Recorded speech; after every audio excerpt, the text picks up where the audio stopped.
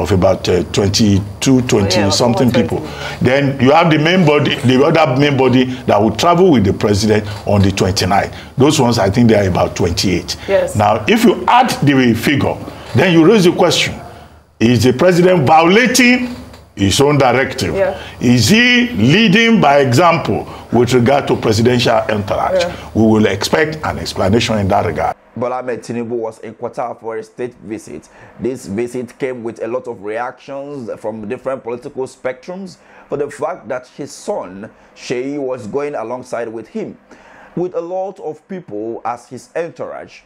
This criticism came because of the fact that the ORSA reports that the president stated before making the trip that he was going to reduce the cost of governance. Many said that is Sheyi now a government official? Is he a business person? What kind of business is he operating for him to visit Qatar? But this is not even what I want to talk about this morning. When you look at it carefully, you will understand that he visited Qatar and was visiting the museum in Qatar. Nigerians are now asking, why are you visiting museum in Qatar? I thought you were visiting Qatar for an economic summit. The president also went ahead to say that anybody that attempts to bribe the investors coming from Qatar should report to his desk. This means that Nigerians officials are filled with a lot of corruption. You have indicted yourself that your people are corrupt. And he also talks about reform going on in Nigeria. I beg you, who will tell me which kind of reform they happen for Nigeria? Which reform actually is going on in Nigeria? Is it the removal of fuel subsidy?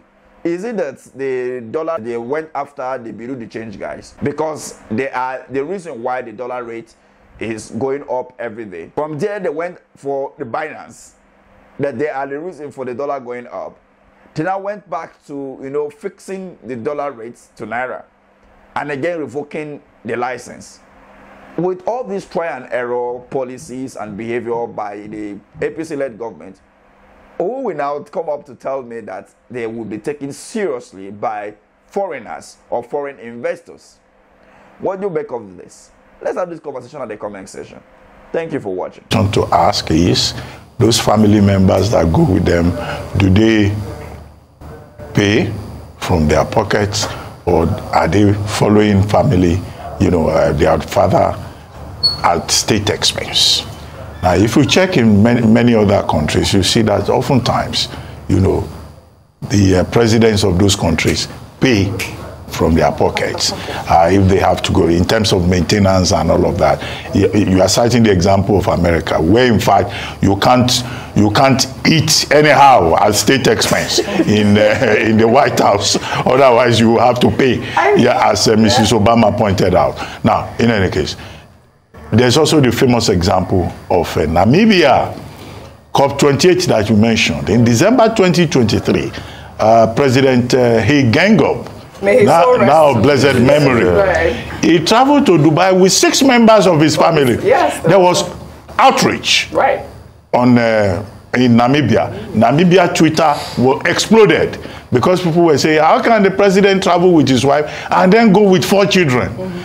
The president's defense is that they had been planning vacation and that, members of his family were not sponsored by the state. So the question here is, who is paying for Sheyi Tinubu and Yinka Tinubu? Are they going there as business investors? Because the trip to Qatar is about investment. Yeah. So what business do they do? Because if they are investors, if they had one big company and they are also going to go there and help Nigeria achieve the objectives of foreign direct investment, then of course you cannot question it, because they will then be bona fide qualified to be on that trip. But if they are just going because they are daddy's sons, then Nigerians have every reason to say what is their role there. That's number one.